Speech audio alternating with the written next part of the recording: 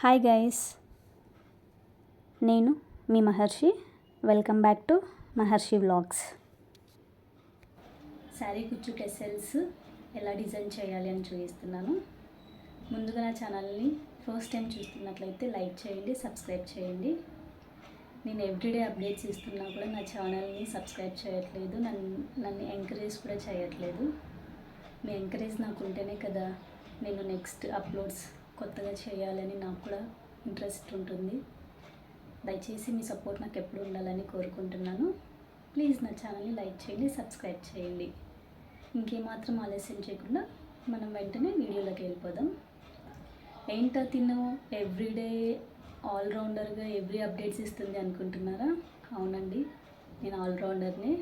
అది నేను చెప్పుకోకూడదు, మీరే చెప్తారు నా ఛానల్ని సబ్స్క్రైబ్ చేసుకుంటే. ఎందుకంటే కొత్త కొత్త వీడియోస్ని, కొత్త కొత్త ఇంట్రెస్టింగ్ అప్డేట్స్ని మీకు ఇస్తుంటాను కాబట్టి. ఓకేనా అండి? మీ సపోర్ట్ నాకు ఎప్పుడు ఉండాలని కోరుకుంటున్నాను. Thank you. ఇంకేమాత్రం ఆలస్యం చేయకుండా వీడియోలోకి వెళ్ళిపోదామండి. ఇది డిజైన్ అన్నమాట. ఇప్పుడు నేను దీన్ని ఎలా స్టార్ట్ చేయాలనేది మీకు చూపించబోతున్నాను. ఇప్పుడు మనము ఫస్ట్ డబుల్ క్రోషా అనేది వేసుకోవాలన్నమాట. ఏంటి ఆ డబుల్ క్రోషా అంటే ఇప్పుడు నేను చూపిస్తాను. నీడిల్ మీద అలా ఒకసారి థ్రెడ్ తీసుకున్నాక అలా కింద నుంచి హోల్ తీసి ఆ థ్రెడ్ని బయటికి తీసుకొని వస్తే అప్పుడు 3 లూప్స్ అనేది వస్తాయి అన్నమాట. 3 లూప్స్ వచ్చిన తర్వాత 2 లూప్స్ నుంచి ఒకసారి బయటికి తీయాలి, ఇంకొక 2 లూప్స్ నుంచి ఇంకొకసారి బయటికి తీయాలన్నమాట. అప్పుడు అలా డబల్ క్రోషా అనేది ఫామ్ అవుతుంది. అలాంటి డబల్ క్రోషాస్ మనము 7 వేసుకోవాలి అన్నమాట. పక్కనే వేసుకుంటే ఫినిషింగ్ అనేది చాలా నీట్గా కనిపిస్తుందండి. ముందే చెప్పాను కదా అలా థ్రెడ్లోకి బీడ్స్ ఎక్కించుకోవాలి అనేసి. ఇప్పుడు 4 బీడ్స్ తీసుకుందాం మనము. ఆ 4th బీడ్ దగ్గర మనం థ్రెడ్ కొంచెం టైట్గా పట్టుకొని నీడిల్ మీద ఒకసారి దారం చుట్టుకున్నాక ఈ పక్కన కనిపిస్తున్న హోల్లో నుంచి బయటికి తీసుకొని రావాలి.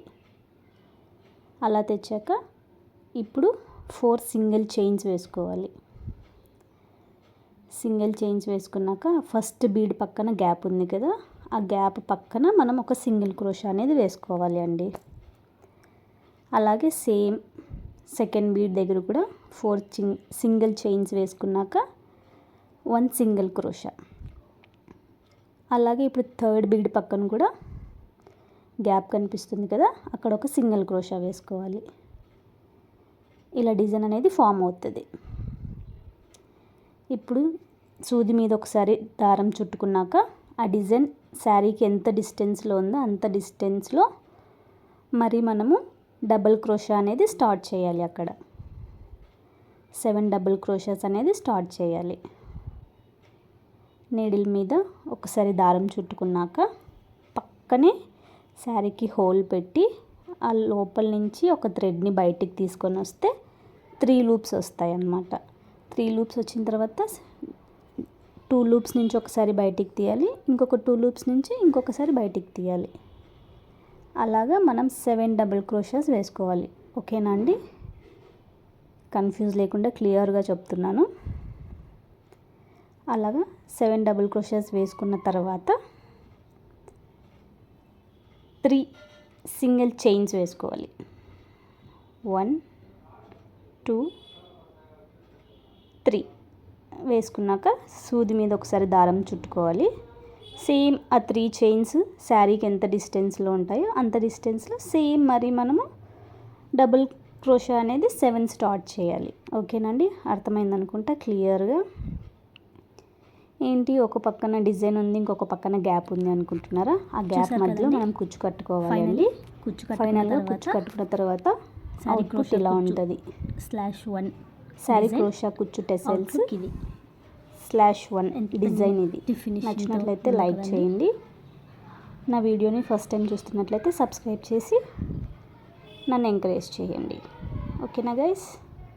బాయ్, థ్యాంక్ యూ, ఇష్ యూ ఆల్.